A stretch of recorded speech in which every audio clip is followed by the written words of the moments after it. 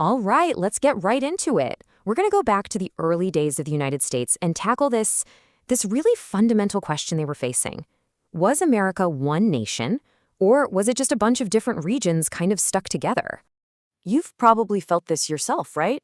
That tension between what's good for your community, your state, and what's good for the country as a whole. It's a classic push and pull. Feels like something we deal with all the time today. Well, back in the early 1800s, this wasn't just some political argument. No, this was a full-blown existential crisis. This tension pushed the young United States right to the edge of completely falling apart. To really get this, you gotta understand that America wasn't just America. It was more like three different countries sharing a border. You had the North, all about business, trade, and factories. Then there was the South, an agricultural powerhouse built on the brutal reality of enslaved labor. And finally, you have the West, the frontier, all about opportunity and starting over. I mean, these were three totally different worlds with completely different priorities. And, you'd think a war against a big common enemy would bring everyone together, right? A real us versus them moment. But nope. The War of 1812, it did the exact opposite. It basically ripped the country's divisions wide open for everyone to see. And the split was just, wow. The South and the West, they were all in. For them, this was about national pride for sure. But let's be real, it was also about grabbing more land. Meanwhile, up in New England, they were horrified. Their entire economy was based on trade with Great Britain. So for them, this war wasn't patriotic. It was a financial disaster waiting to happen. And it got so bad. I mean, we're talking about the Hartford Convention, where leaders from New England were seriously floating the idea of seceding from the Union. Think about that. Just a few decades after the Revolution, they were ready to walk away. This shows you how deep the divide was. Their regional economy was way more important to them than the national war. Okay, so after the war, everybody kind of realized, whoa, our country is a mess. We had no real infrastructure, the economy was all chopped up. So a big idea starts to form. What if we could use the economy to actually stitch the nation back together? And this is where a guy named Henry Clay steps onto the scene with his big, bold plan called the American System. The goal was simple, but huge.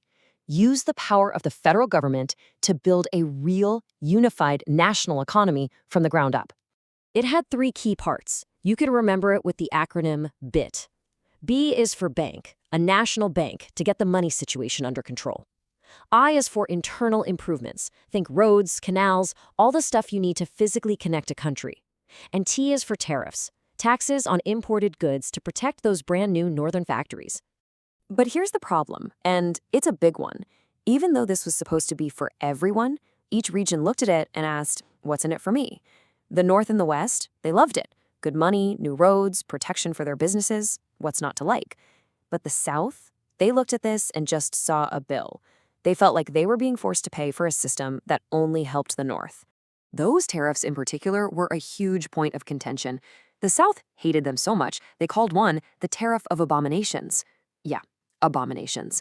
They saw it as a scheme to make them buy pricey goods from the North, while their own exports, like cotton, got hurt in return. This wasn't just about money anymore. It was starting to feel like a clash of civilizations. So if the economy was causing cracks, westward expansion was like a stick of dynamite. As people rushed out west, they took their whole way of life with them, and this forced the one issue that everyone had been trying to avoid to come right out into the open. And that issue, of course, was slavery. And the tipping point, the place where it all came to a head, was Missouri. In 1819, Missouri wants to become a state, a slave state. And this one request threatened to blow up the entire incredibly fragile political balance in the country.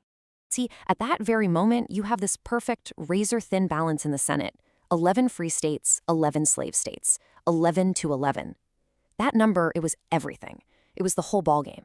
Why? Because the North had more people, so they already controlled the House of Representatives. The Senate was the South's only real defense, their firewall, you could call it. As long as they had that 11-11 balance, they could block any anti-slavery law. Admitting Missouri would shatter that firewall. So once again, you've got people screaming about secession. The country feels like it's about to crack in two. And who steps in?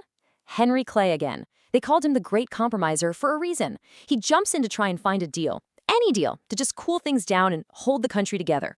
And the deal he cooked up, the Missouri Compromise had three basic parts. Part 1, Missouri gets to come in as a slave state. That makes the South happy.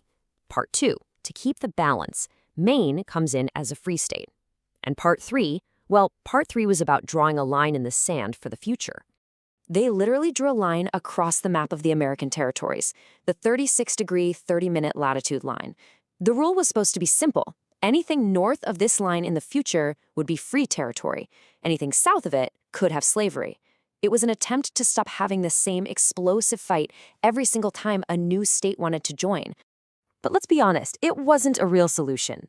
It was, as it was so powerfully put, just a political bandage on a really deep, festering wound. It didn't fix the problem, it just covered it up for a little while. And, in a way, made the division permanent by drawing it on a map. So, when you look back at all these deals, these frantic attempts to keep the peace, what do they all add up to? What's the real takeaway here? Well, each one of these compromises did its job. It saved the Union for a day. But they never, ever touched the real issue, the wound itself, slavery. In fact, you could argue they made things worse. By making these special deals for North and South, they basically admitted that their differences couldn't be fixed, that they were irreconcilable. They were just delaying the inevitable. And you start to see this toxic cycle, right? It's always about the economy of a region, which leads to a fight for the political power to protect that economy, which then explodes in the fight over westward expansion. It was a loop. And every time a compromise was made, they were just kicking the can a little further down the road. And we all know where that road eventually led. And that leaves us with a really big question, one that's just as relevant today as it was 200 years ago. How do you fix divisions that seem truly fundamental? And what happens when you realize your compromises aren't really compromises at all? They're just a way of buying time.